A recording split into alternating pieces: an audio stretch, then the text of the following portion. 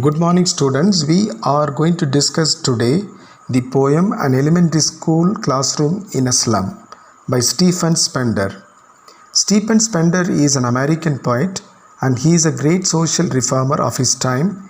He voices out the value of education and morality of the bureaucrats and social and value system that are often in his essays and poems. In this poem, he talks about the denial of opportunities to the downtrodden and slum dwellers. He insists a point that if education reaches them, they can make the country prosper. Let us discuss the poem in detail. Stanza 1. Far, far from gusty waves the children faces, meaning the children who are living in the slum are far, far from the gusty waves. Gusty waves is nothing but the vigorous natural breeze.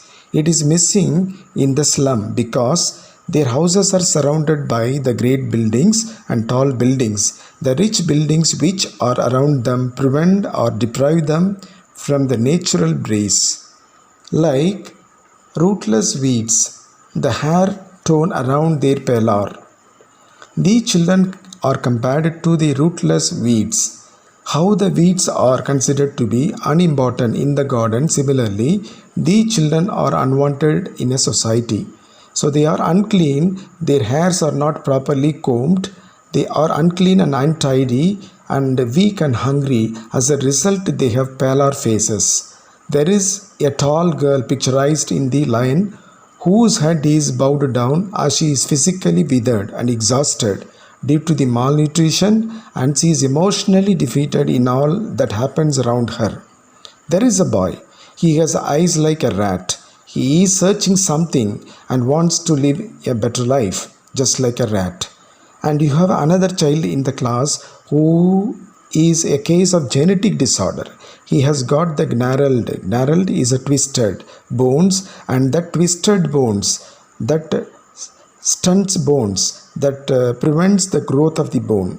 And he has inherited this disease from the father. He recites the lesson also from the desk because his bones are not supporting the normalcy.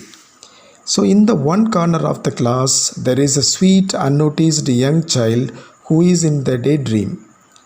The dull and the darkness of the classroom does not appeal to him. So he deviates from the classroom and then lives in the squirrel home in a tree. He enjoys the sight of the squirrel at the play in the tree room. In the next stanza, the poet describes the donations displayed with their names on the wall. The rich in the society donated all these donations to the slum school, thinking that these pictures could motivate the children of the slum.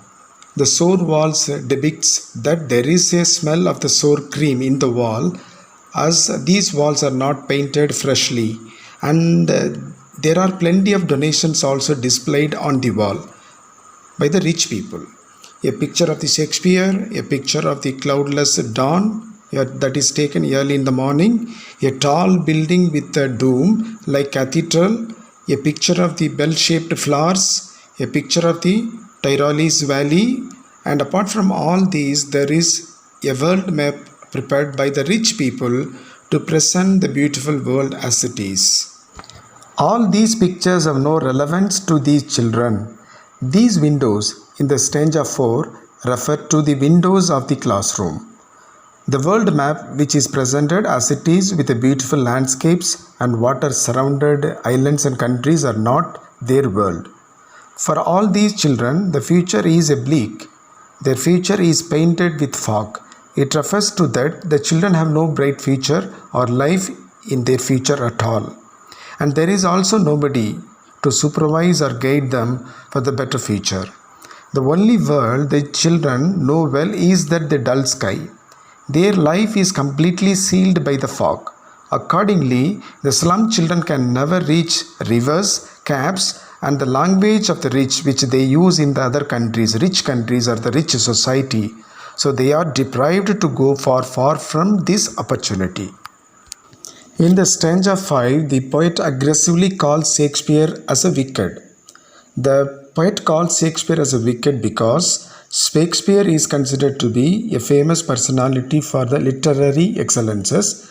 Ironically, the slum where the school is being done is hardly taking place of any kind of learning. And this picture of Shakespeare also mislead them, and therefore say they do not like to have such a pictures which is manipulative, deceitful in nature. And the map is also considered to be a bad example. The children know only one world from their birth is that is their slum. So they never know the beautiful places that are shown in the map. Hence, the map is also considered to be a bad example. So the beautiful pictures of the ships that are shown in the pictures, the sun, the love making, which are all only the unreal situations for them, and they all make the children a corrupting influence and instigate the children to steal and then to escape into their cramped holes from the foggy morning to till late nights. The slag heap referring to a large piece of waste materials that are dumped in the slum area, and the children appear just their appearance look like as if they are all wearing only the skins on their bones. The spectacles which the children wearing have been broken and then mended. The mended broken glasses look like the broken bottle bits on the stone.